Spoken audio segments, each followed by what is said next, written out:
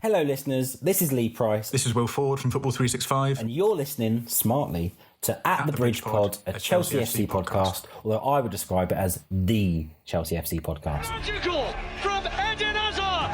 Kai Havertz in the Champions League final! Ivanovic! In the middle, it's just behind him, but it's tapped in by Hakim Ziyech. Matic with the ball driver! Matic takes the net off! It's time for another episode of At the Bridge Pod, your number one Chelsea FC podcast. Coming up on this episode... Well, look at that. We're starting to score late goals instead of concede them.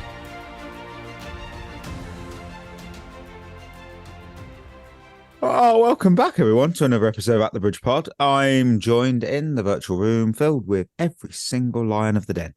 I've got Ollie, I've got Berth, and I've got Chris. And, of course, Monday... What were your highlights from the weekend that was, boys? I had a pretty chilled weekend, to be fair. I went down and saw my granddad in Swindon. And it was cool to just spend the weekend with him, really. It's quite nice. I don't really see him that often. So he's 90 now, so he's getting on a bit. So, but you wouldn't think he's 90. But yeah, it was a great weekend and nice to just chill. Good innings, that, 90. Very good innings, yeah. And he's still going very, very strong. I wish if I get to 90 and I look like he does, then I'll be doing well for myself. Ollie, what was yours? I think we're going to have to start ringing the bell for this. Oh, whoa! I had a quiet one. No way. No way. Didn't see that one come in. No, listen. All right, my life's dull. Okay, you ask me this every week. I have to come up with something twice a week that I actually do with my life. I barely do one thing a week. Okay.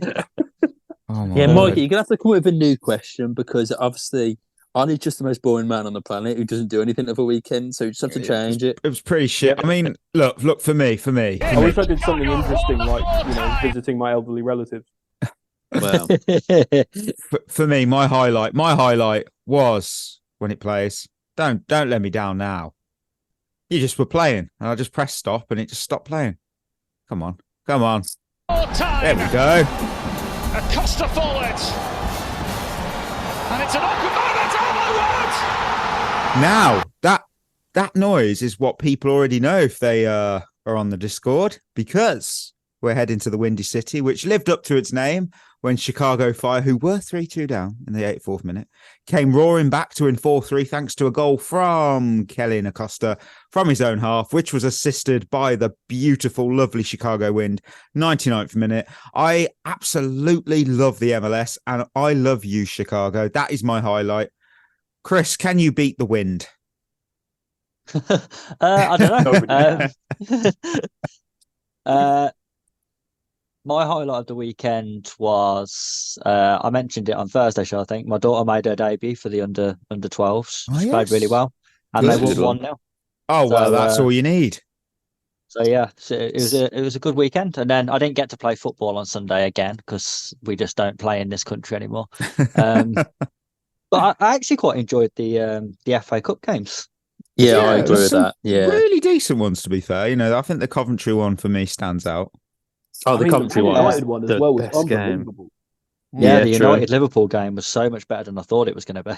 And it was on free-to-air TV, so maybe some fans of Man United have just been created. Who knows? I mean, I wouldn't recommend becoming a United fan, just saying. But hey, if you want to do it, go for it. Right, let's hit our usual reviews. First up, we've got Chelsea women. They welcomed Arsenal to the Bridge under the Friday night lights in the WSL. And here is that match report. Emma Hayes witnessed the response that she desired after previous losses to Arsenal and Manchester City. Chelsea securing a very, very convincing victory. James opened the scoring, followed by Nusken netting twice. It just showcased Chelsea's dominance. You could say luck had a part in both goals, but hey, you create your own luck in this game. There were a lot of saves in the second half from Arsenal keeper Zinsberger, but they did manage a late goal. They did get past Hannah Hampson in the Chelsea net. But this game overall was absolutely vital for the WSL title race. You know, Chelsea made 6 changes to the lineup, and there was a bit of the start was delayed due to Arsenal's sock issue. Quite comical. They ended up wearing Chelsea's socks, which, they paid for them. Good for the FFP, I'm sure. But the game, it kicked off eventually at 7:30. But overall, though, Chelsea's aggressive play, it created numerous chances. James and Nusken particularly effective. And despite, obviously, Arsenal's making some subs, try and change the flow of the game. Just control, constant control. This is such an important win. And you can add in Macario's home debut. But look, unbeaten home record against Arsenal is extended, emphasising the title credentials. And there's a lot to be positive for and look forward to as the WSL starts to get to that part of the season where every game and every point matters. Chelsea 3, Arsenal 1, London is blue and your socks are too. Chris, how do you feel about that? Outstanding result. I don't think you can understate actually how good that performance was with everything surrounding the game as well. The injuries leading up to it, the meltdown on social media regarding a press conference, and then the half an hour delay to kick off. But I mean, this over Chelsea women's socks, team, a half an hour delay over socks. It's ridiculous, isn't it? I mean, oh my word! This Chelsea women team, though, they have such a strong mentality that even when they do have a setback, like every time they have some sort of setback, they just come back out and get back to their standards. They are an incredible team. And Friday night was like almost a perfect night. Yeah. I mean, look, team. You know what's happening. Get your best outfits on because we're going to go to the Stat Drop Club. Kadisha Buchanan, welcome to the club. 90 minutes played, 48 accurate passes, 68 touches, 9 passes into the final third, 4 accurate long balls, 3 tackles won, 1 block, 3 clearances, 4 recoveries, 6 duels won, 2 were fouled. I mean, it's a welcome return. She's quality. Wow, she's incredible. I am absolutely over the moon that we have been. I mean, obviously injuries again, but back absolutely outstanding from her.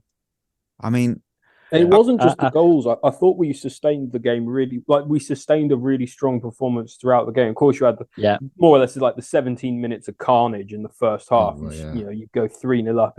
You're kind of coasting from there. But we actually, I thought the whole performance was really strong. We didn't really give Arsenal a sniff all afternoon.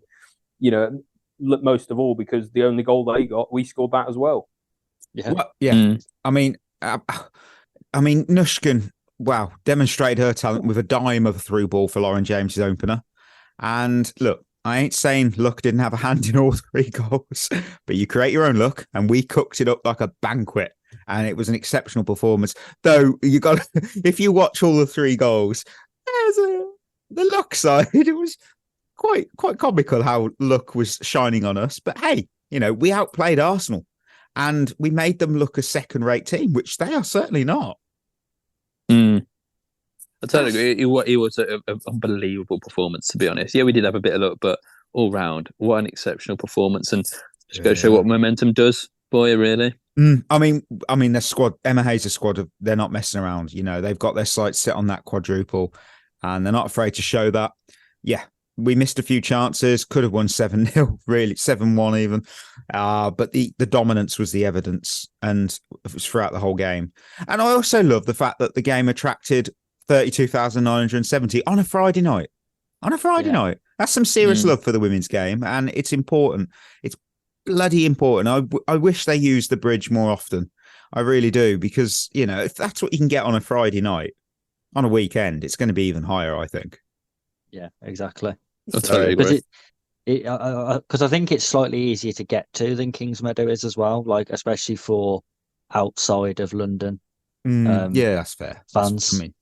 I mean, the one extra I'll add on because we never give flowers to the officials, but credit to the referee because maintain the flow of the game. Read that game perfectly. There was no moment of that game where I thought referee's holding this game back. Stop it. No, it was a fair, judged game. There was Rebecca no stupid. Was it? Oh well, I didn't have the name down. That was on me for messing up there, but I was very impressed by her performance. So it was a good day all round, apart from for Arsenal. But hey, just so they know, Chelsea away socks are still on sale. So get them now. Get them now. Help us with FFP, please. Right. There's a match report. It's the men's team. It's sponsored by my man. Oh, my man. Chelsea 4, Leicester City 2. I know that game had us loving every minute, and there are going to be tons of winners, no losers. No. It's not true, that, isn't it? It's not true. I do have 3 winners. I do have 3 losers. Chris has 8 and 8 this week. Chris has 8 losers. Wow, 8 winners as well? No way. Yeah, no way. He's narrowed it down this week. He's gone, he narrowed it down.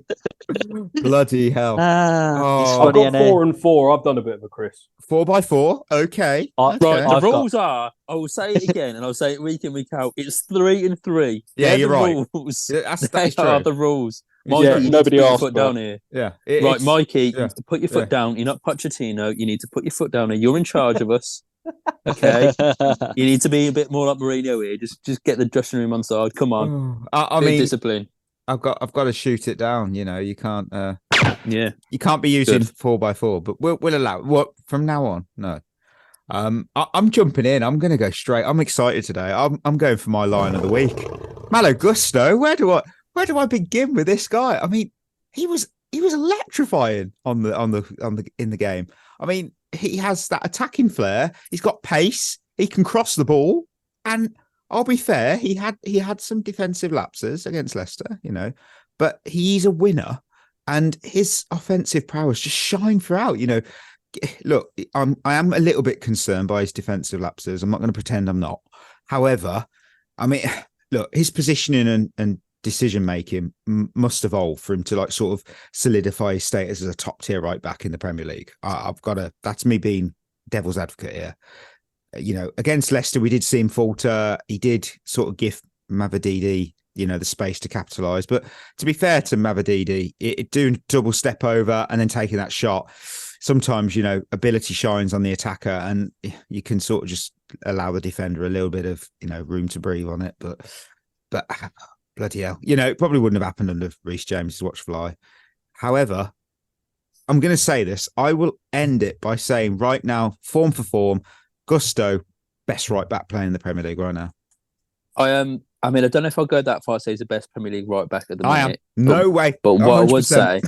I would say, and I'll say this every week, this kid is 20 years old, and this is his first season in the Prem. I'd say you could not name 5 better Premier League right backs than him at the minute. I don't think you can name 5 better right backs in Europe. Oh, I mean, I didn't want to put my neck on the line. To be fair, I would say the best right backs in the world are in the Premier League. I think there's just an absolute ridiculous amount of them. So you could argue that, yeah, definitely. I think for me, Malo Gusto is, I mean, you know what I'm going to say? He's going to be better than Reece James. Oh, that is a Monday. I mean, he's all. To be fair, he's already shown that he's much better than Cafu in his prime. So that's what you got to do. I mean, but, for real, I saw a graphic recently, and I know we don't look at everything with stats, but statistically, it's listed Gusto as the 4th or 5th best right back in Europe. Bloody hell! Wow, what a bargain. So he passes the stats test. He clearly passes the eye test because everyone thinks he's quality. Yes, but how much higher has this kid got to rise? Yeah, I mean, has anyone else got him in their winners? He was one of mine. That's fair. Anyone? I was going to have him, but I was going to have him, but I've changed it. I've changed it now based on sort of. Yeah, I was gonna have him, but I knew someone else would. So same as me. Okay, I mean, Chris, who's one of your winners? Nicholas Jackson. That's another one I've got to change. Cheers, he's one of mine. I'm loving it. I'm loving this form. The thing is with Jackson is he's really developing as a centre forward now. Like the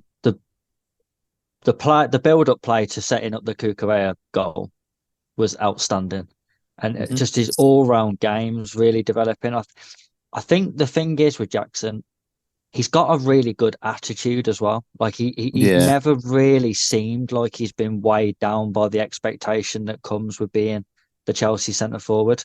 And if his form continues like this, and he's going to have bad games between now and the end of the season, of course he is, but if in general his form continues like this till the end of the season, it will call into question the summer plans of signing another striker, because you could really then hinder his development. And just over the last couple of months, he's shown that maybe there is the potential there for him to turn into the striker we've been looking for.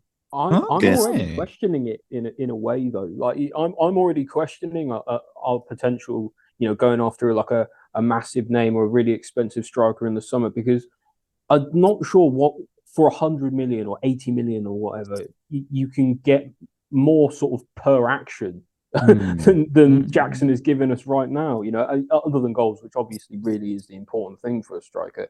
But I feel like he's really kicking on. I feel like the Jackson we're seeing now is like Jackson 1.5. Yeah. And if he can make it to Jackson 2.0, he's unstoppable. And to be fair, I think if it wasn't for the fact that the defender fouled him, I think he would have scored one of the great FA Cup goals. What an incredible touch that was to take it. Like the little flick to then like spin the defender and go. Oh. You know what's funny though, and I saw someone put this on Twitter earlier. Haaland and Haaland probably don't do that flick. Haaland doesn't, not a chance. No, I don't think Haaland does that either. Haaland would snap his ankle in half and turn around. I'm gonna defend my Danish striker and say that maybe Haaland could do it. I think Haaland's a different. I like Haaland, but I don't think he's that type of striker to try that flick. I think he's a bit more like Haaland. I don't think you get many strikers like Jackson in the Premier League. He's very much. He brings other pace. He does a lot of work off the ball. I think he's a brilliant. He runs the channels better than most strikers in the Premier League. Chris, you could probably appreciate that being the striker yourself. And the thing is with Jackson as well, I think when you look at his overall contribution, yes, obviously we'd all love for him to score 20 Premier League goals a season. Of course we would. And there is a school of thought saying that that's what he would have to do for him to be our striker for the next 10 years. But when you look at everything he brings, sometimes a trade-off of goals is worth it. If he's getting 15 instead of 20, but his all-round game's better, I don't know if I'd rather have that, because, Drogba's the benchmark for us. If you look at his goal-scoring record season on season, he didn't get 20 Premier League goals every season either. I think he only got 20 Premier League goals 2 out of his however many seasons he was with us. To be fair, one season though where he got like 29. Oh yeah, he was incredible. But when you look at it, Drogba was more than a goal scorer. It was everything he did. So that's why he was never goals. Replaced. He didn't score a lot of goals almost in a way. I mean, yeah, you're right. Yeah. He did get a 20 and a 29, but I just think with Jackson, he's very similar. His all-round game is worth more than just someone who gets 20 goals. I think he could be that player who sort of explodes out of nowhere. And then next season, all of a sudden, he scored like 20 Premier League goals and no one expected him to. Yeah, I mean, he's on my winners list because, he deserves to be. I mean, he had moments in that game which showed just how far his technical side has come. Here's an example. He held off that defender, delivered the low crossing for Kukureya's opener. I mean, that was outstanding for me. And his chemistry as well with teammates, that's starting to come together, like flick-ons and turning his man, bringing others into the game. I love to see it. And we just need to nurture this boy and his talent. Let's not get crazy and start saying, he needs to hit 20, 25. No, he's doing well on the pathway he's on, which for a lot of our team, we can't be saying. So, which for now is improving decision-making. Exactly. At the start of the season, we were all saying he's making the wrong runs, or he's kind of got the right idea, but he's running around a bit and he's not really sure what he's doing. He's not affecting the game. Now every game he's affecting the game in a big way. Yeah. Berth, who's a winner? Cole Palmer.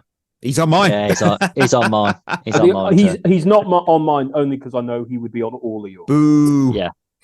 I think this lad I don't think he's getting enough credit for the numbers that he is putting up in this Chelsea team in his first out-and-out season in the Prem.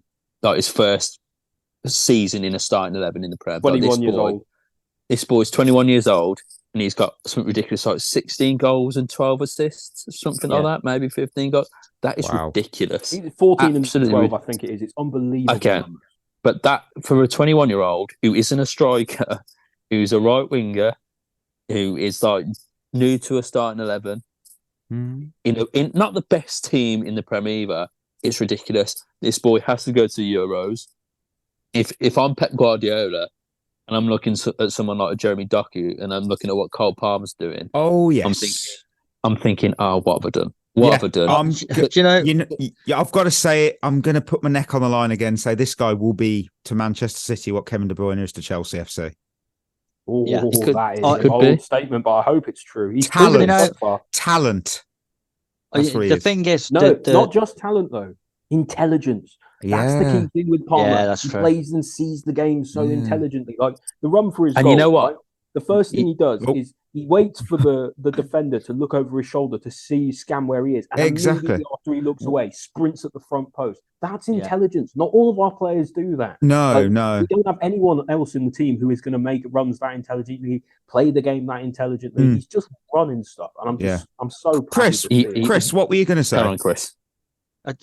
My thing is with Palmer, and I agree with you, Berth. I don't think he is getting the praise that he deserves because of where we are in the table. I think if Cole Palmer was doing the exact same season at Liverpool, Man City, Arsenal, I think he's being talked about as player of the year, not young player. Like actual I think he's in that conversation already. Premier League Player of the Year, and he won't be because we're 11th, and you never get picked unless you finish in the top 2 for Player of the Year. But what he's doing, taking on the responsibility as well at his age into a new team that, let's face it, is failing as well, and he's still willing to accept the responsibility of being the guy. I think he's absolutely outstanding. He reminds me.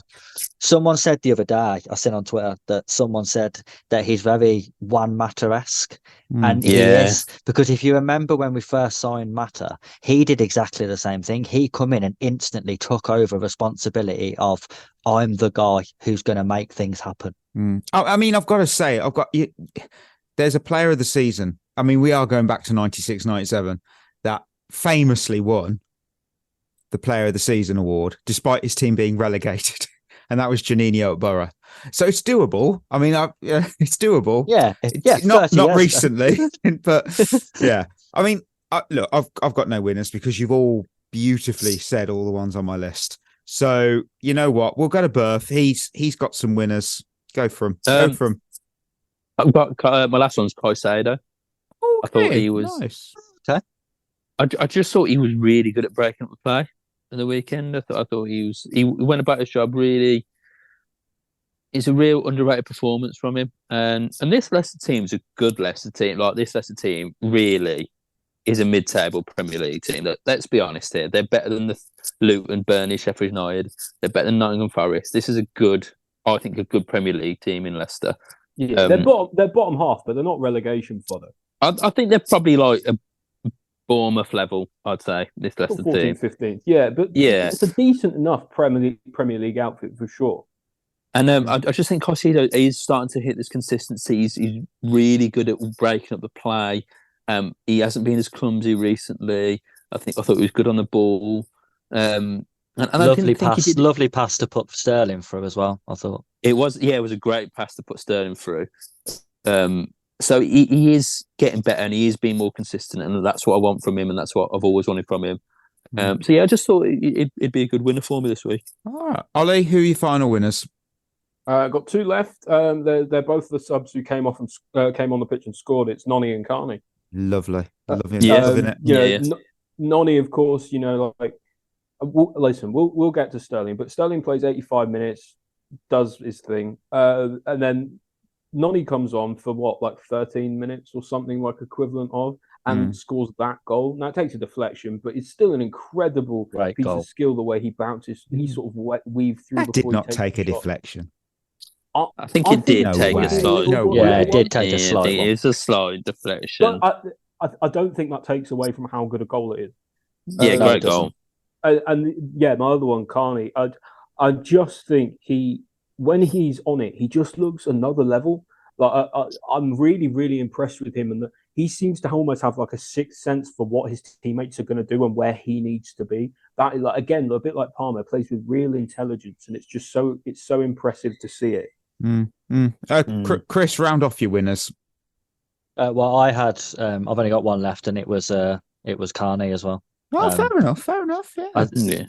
I think actually when we spoke this season about injured players that we've missed, I think he's always been overlooked by us as well. But I think when you actually see him play and you think about what he was doing before he got injured, and then you see the glimpses of what he can do since he's come back, I think if he hadn't got injured, I actually think we'd be further up the table. I think he could have been that important.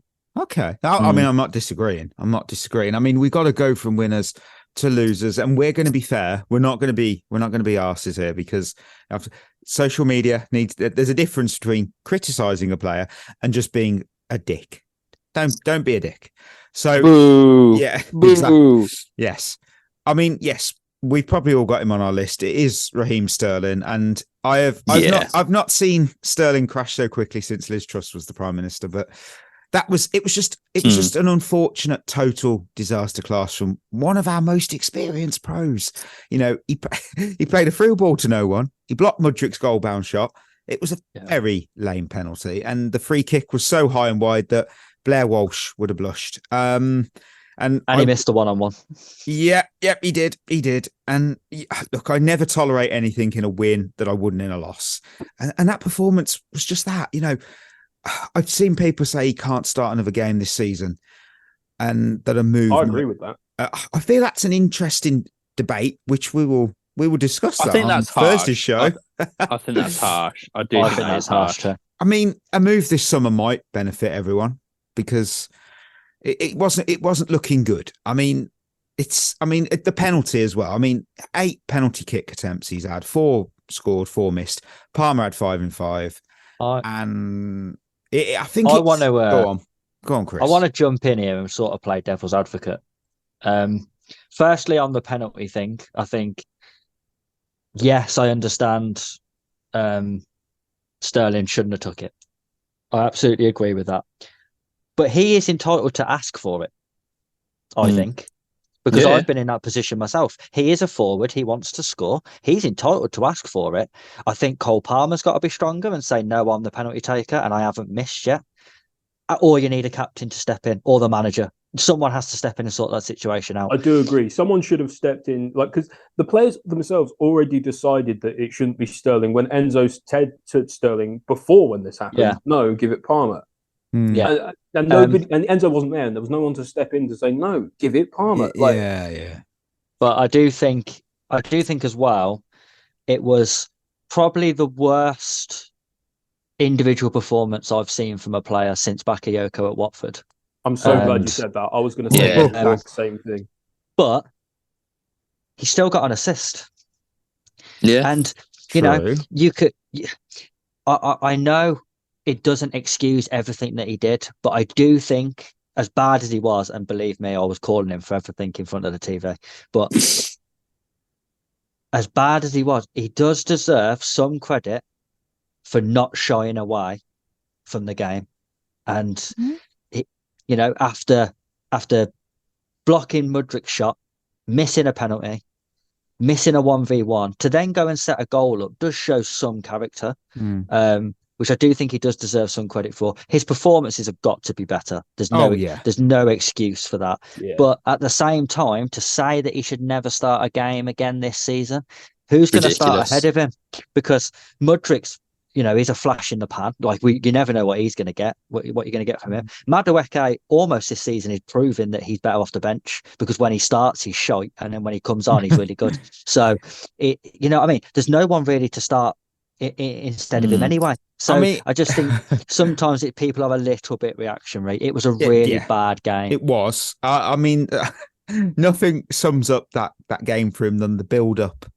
That free kick, the build up to the free kick was about 5 minutes. I'm I'm sorry, but you're 20 yards out and to try and do what he did with that ball, which is just basically run up and absolutely smash the arse off that ball, but then to end up at the Emirates Stadium is absolutely ridiculous. It's fair. I mean, the build-up was didn't 5. land in the same postcode. No, it was 5 minutes. 5 minutes due to VAR, and the result was it reminded me. Think of it this way, listeners. You've just found out you're getting a free cinema tickets, and you get to the cinema and you're anticipated. You've waited that time period, and the film is Madam Web. There you go. You can see what I spent my weekend watching this. Yeah. I did not enjoy that film. Anyway, other than Sterling, just on Sterling as well, really quick. Maybe we have higher standards for him because what he's done before in his career, because of his age, because of his paycheck. I don't know, but for me, consider he just at the moment is not good enough for me. Again, for his age, for the experience he's supposed to have, for what he's being paid, all of that, he's supposed to be a leader in this squad. And you saw all the other players going to put their arm around him, which is a good thing. But he's not. After he missed his penalty, he's not leading. You know what though? What I would say about that, when we play Man City in the semi-final, I hope Sterling starts because he's the one player that does turn up in a big game, and you guaranteed Walker, that. We know that. I mean, you guaranteed him to turn up in a big game. I'm going to take a risk here, and I think that we've all got this loser, and it's from one player with the initials R and S. I've got second. Do we all have him? Yes. I've got him. Yeah. Robert Sanchez. He makes me nervous when I see his name on the team sheet. I do not wish to see his name on the team sheet again this season. If Petrovic cannot play, put him Bettinelli, and if he can't play, hand Gallagher some goalkeeping gloves and put him in. It was a dreadful performance again, and I will not tolerate in a win as I wouldn't in a loss. He was erratic in the box. He was erratic on the ball. It was a downright embarrassing, some of the balls he tried to claim, and he ended up just in nowhere. Disasi did mess up for the own goal, but where's Sanchez? Why is Sanchez that far forward? He shouldn't be that far forward. I know this is the goalkeeper thing where they're just so far off the line, for why? No, I just found the whole performance from him. He does not fill me with any confidence whatsoever. Whenever he's on the ball, he takes so long to pass it, and you can just tell that he doesn't know what he's doing with it. The ball at his feet. I think when considering he's a big guy, he's quite a big. He's terrible at commanding a box. The photos that the Chelsea official channel put out, remember the angle? So it was like, this guy's really tall. Well, but the thing is, right, with him, what actually annoys me, I don't know why, his facial expressions never change. He always seems to be so, just... Neither do ours when we see him in goal. Which really annoys me. It's like, just show a bit of passion, That's what annoys you? Well, no, obviously everything else annoys me. Him being a shit goalkeeper annoys me. but when he's just like half-assed about things, you want to show a bit of passion. Like Petrovic, you can always see him having to go at like defenders. You can always see him like screaming and that. I don't see that from Sanchez, and that annoys me. It annoys me. Gave Disasi a little peck on the cheek, though, didn't he? That was weird. That was weird. I'm glad you brought that up. Yeah. It was weird. Strange after Disasi scored the own goal. Oh, I didn't see that. And it was there for an uncomfortable amount of time on the cheek. To be fair, no one saw. It wasn't even on his cheek. To be fair, no one saw the own goal live because we were watching a replay. So. Yeah, that pissed me off. Yeah, that annoyed me as well. Sanchez. That happened with Leeds as well, didn't it? Yeah, it did. With Sanchez, if people go back and listen to the episodes about when we were thinking about signing him and when we did, I feel so vindicated about some of that because I remember I was quite strongly against this signing at the time. And I'm still against it now. How can you be 6'6" and you can't claim crosses? How is that possible? Mm-hmm.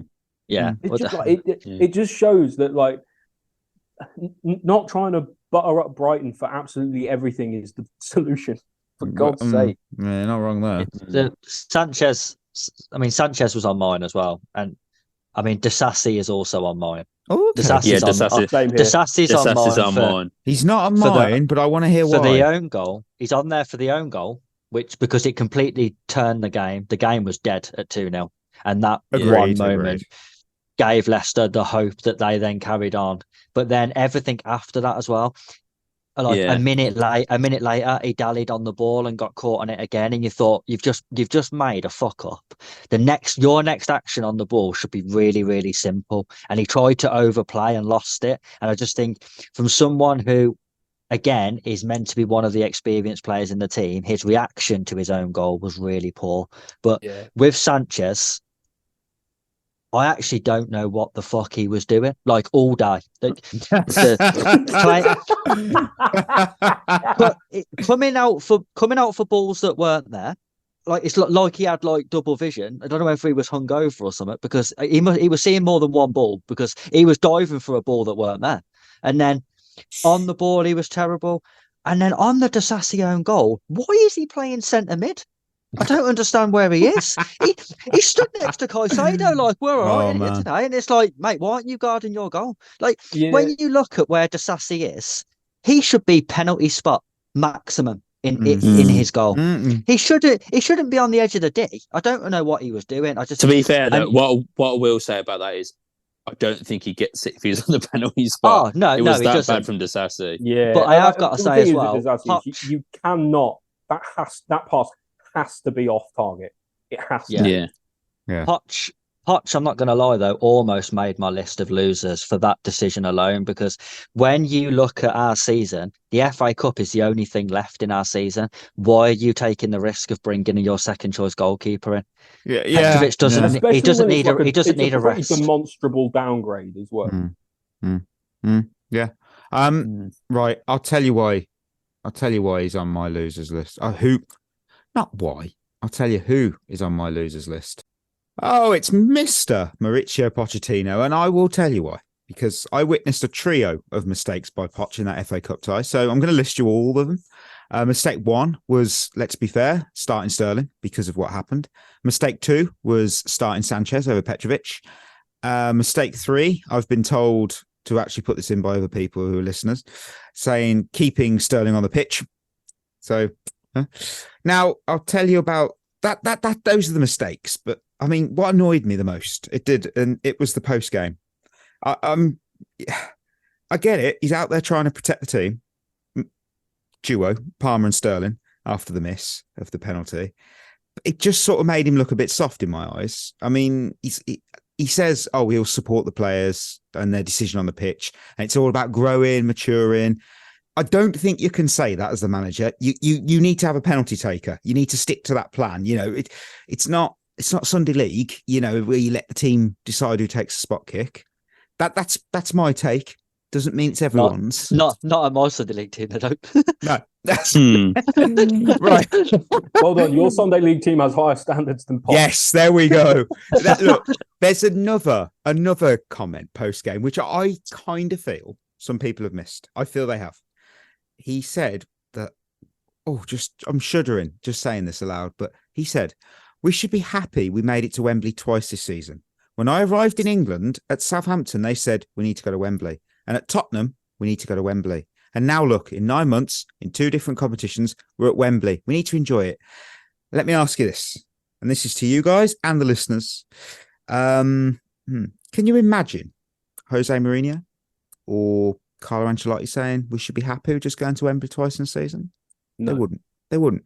The expectations are different at Spurs and Saints. You know, I mean, once we start being content as a club with just going to Wembley, just getting there, you know, that becomes, I keep saying, the new standard.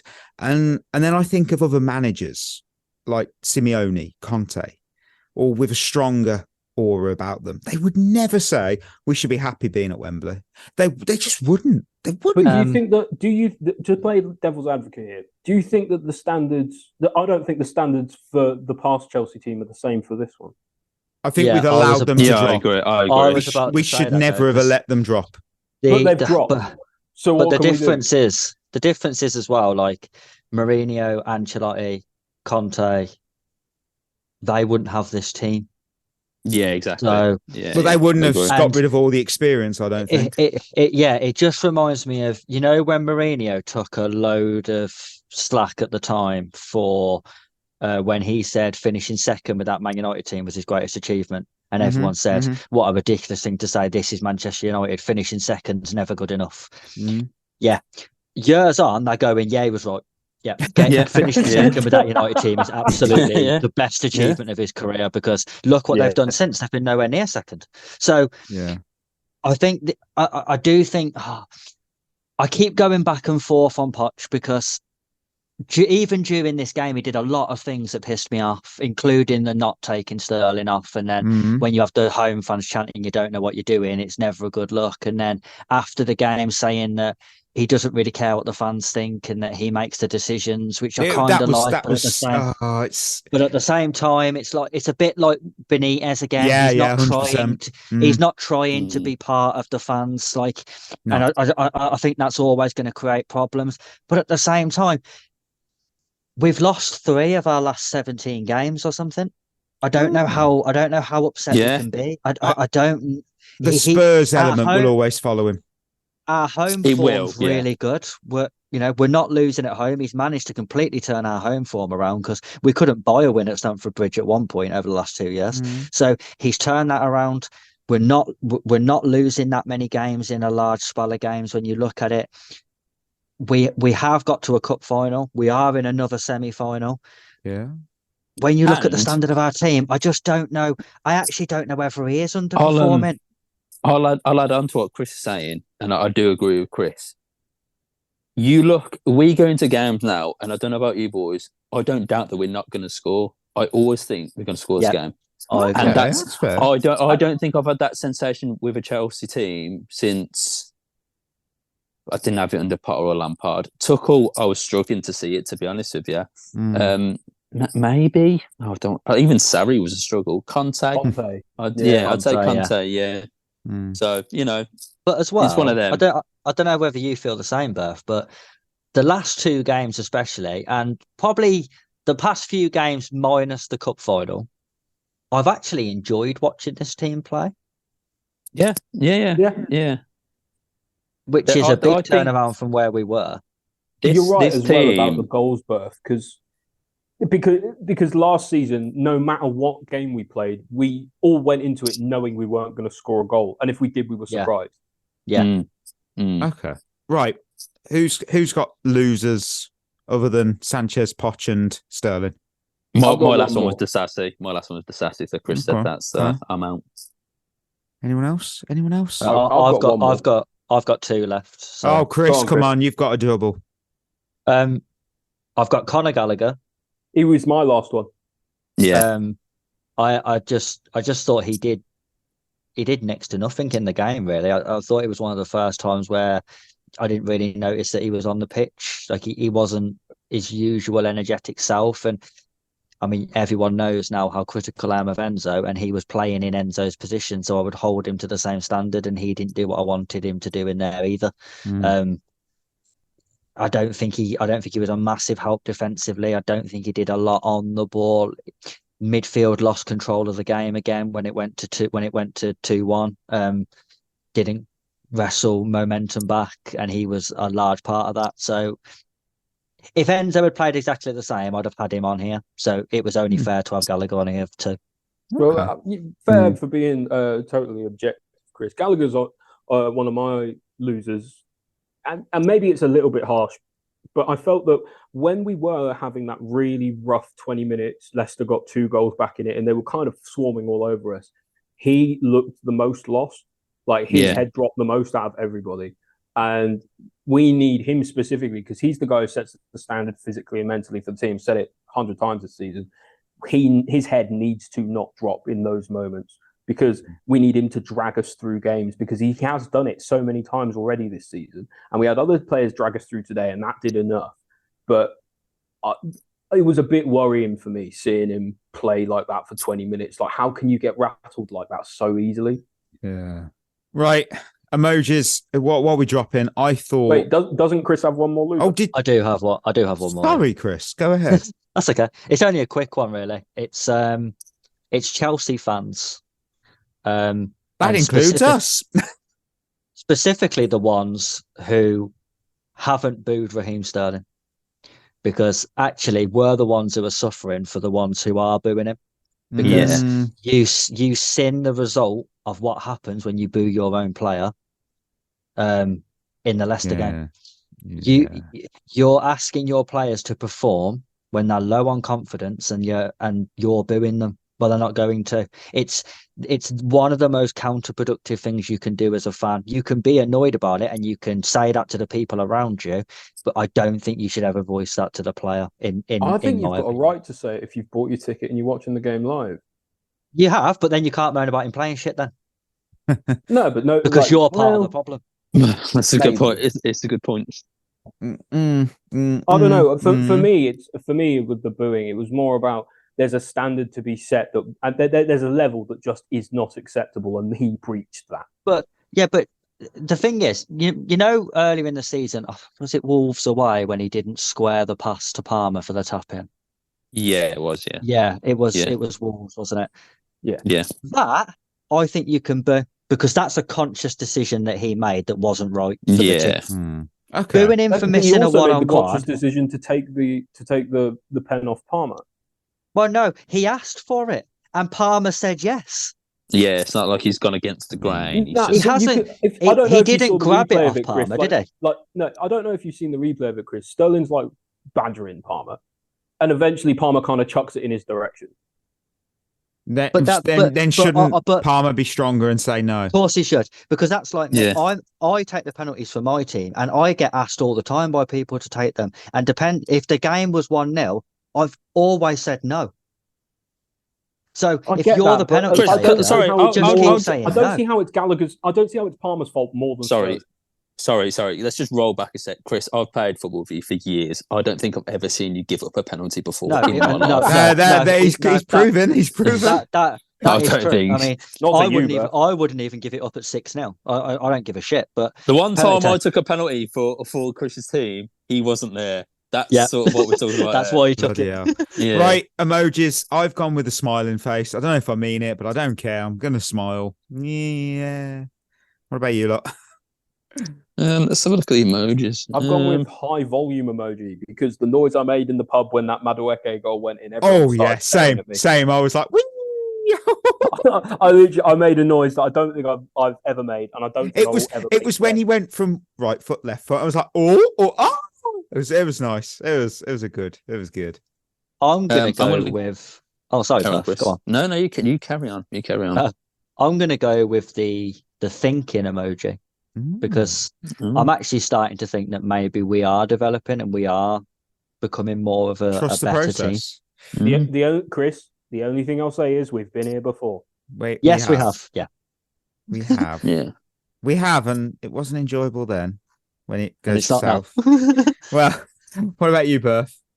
I'm going to go for the freezing cold emoji because of cold Palmer in it. So okay. Yeah, nice.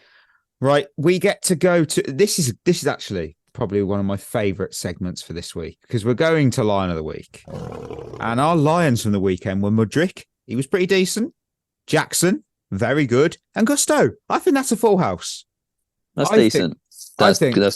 I think we did all right. I picked Mudryk, but I don't think that's a full house. Yeah, I do. We are 3-1 outvote. I think Mudryk pat yourself on the back. I don't think Mudryk was bad at all. I thought he played quite well. No, it wasn't bad at all. Like, it wasn't bad, but I don't think he performed to the level of the other winners in that. Okay, all right, fair enough. We got questions as we go to Quaresma's questions. I've got Alexander who's asking, is it time to bench Sterling like we have with Thiago Silva? Yep. Okay. For me, he wouldn't start against the rest of the season. That would be my question. For who? Yeah. Who plays instead, who you can guarantee is going to play better? Because you can't say you can't guarantee anyone's going to play better, but you can get started on someone's development now that will help us more later. Is Pochettino's son on our books? But imagine now. So Sterling, I think that's probably his worst performance of his career, maybe on the weekend. So, and he still got an assist.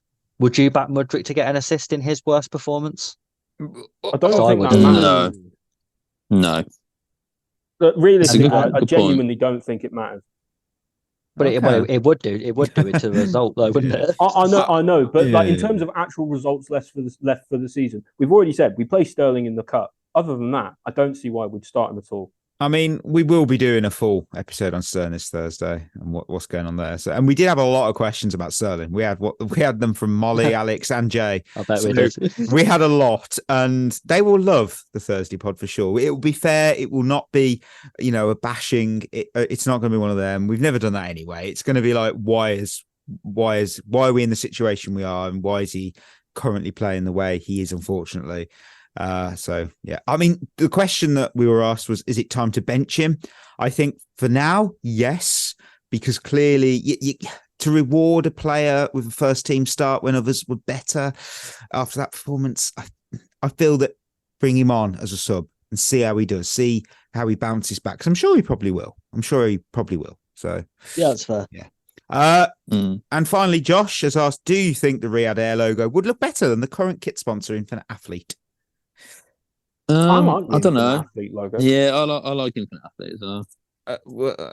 I mean, it depends if we're allowed that sponsorship next year, because the Premier League. Are. Yeah, the only gripe I've got really with the Infinite Athlete is it's a bit too wide, I think. No one else noticed so that. am I, Chris, and you still like me. No, has no one else noticed that it kind of disappears into the sides of the shirt? Yeah, a little bit. I mean, I'm looking at Riyadh Air. Look, I'm such a loser, because I'm going to say I just want Samsung back.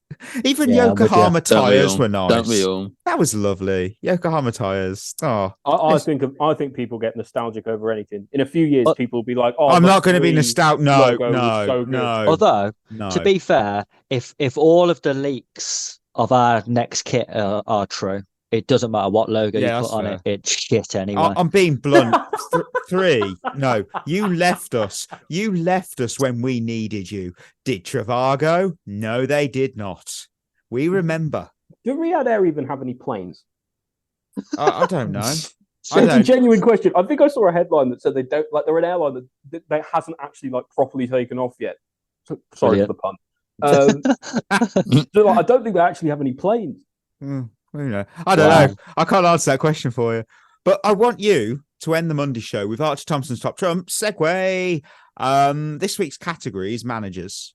And I'm just going to give you a manager and how long they were in charge at a club. You just got to tell me, did they spend longer or shorter in charge than the previous one?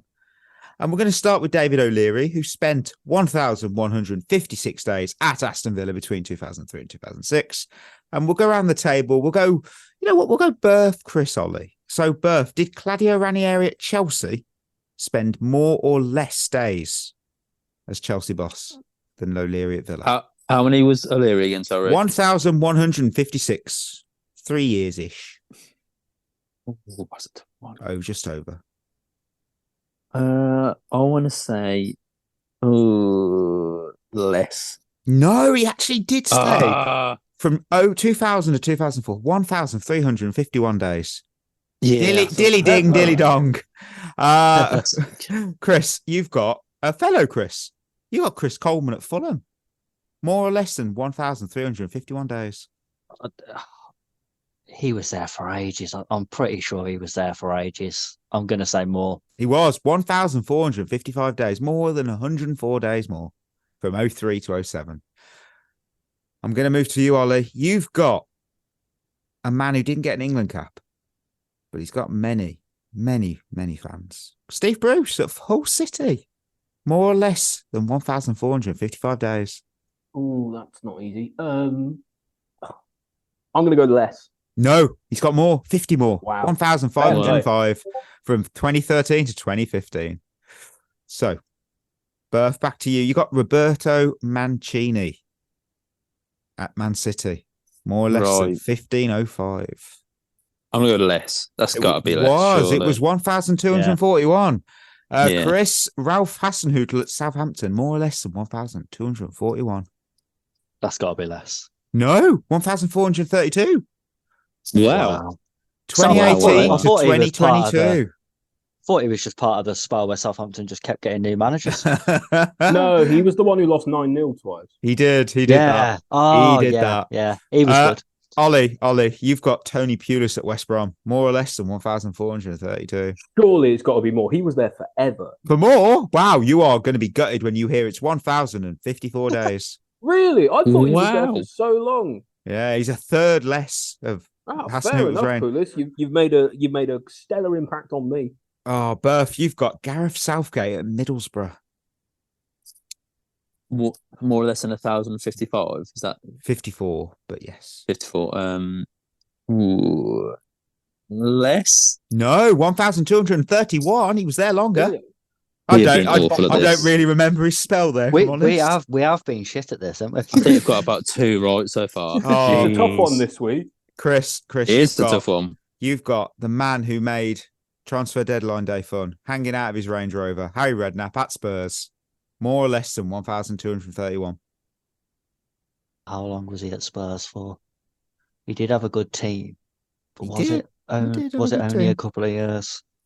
I'm going to say more. It was 1,326 days. And now we turn to you, Ollie, the man who always falls upwards into jobs. Roberto. No, not Roberto. I thought you were saying that about me. Roberto Martinez at Everton. More or less than 1,326. That's difficult. I'm trying to remember because he was good. He was at Wigan before. Yeah. My spell check's done me wrong here. Every single Roberto's been changed to Robert. I'm gonna say less. It was 1,072. So this is a tough one, I feel. Berth, you get to round out the show with Eddie Howe at Bournemouth. Go on, Berth. More. Yeah, he was there twice, wasn't he? Oh, yeah, but hold on, yeah. But I'll go more still. 2,850 days. Lovely spell. I feel it says here for 8 years. So I remember him going to Burnley and then messing up and then, coming back. Let me check. It was his one spell from 2012 to 2020. There we go. Well done, team. Yeah. Well done. I mean, Brought I it back a little it was bit at the terrible. end. I can't wait for Friday Thursday show because we now have on our spreadsheet who's currently holding the title belt of the Lone Army Carousel. I'm gonna do an Istanbul style comeback here. Yeah. It's me. Oh, well, thank you for listening, listeners. Treat yourself well. The Chelsea men's team do take a pause as we head into the international break, which usually I moan about. But today, Denmark released their 2024 Euros kit, and it does look all right. Looks all right. So Thursday, we're gonna cover the result of Ajax against Chelsea in the Women's Champions League, and also that Raheem Sterling topic. Discord members already knew that because of exclusive on there. On the Discord, come join us. But we've come to another episode of At the Bridge Pod. We'll be back on Thursday. So till then, treat yourself well, and that's us signing off. You've been listening to At the Bridge Pod, a Chelsea FC podcast. Follow us on Twitter and Instagram by searching for At the Bridge Pod. And if you're listening on Apple or Spotify, leaving us a review is always appreciated.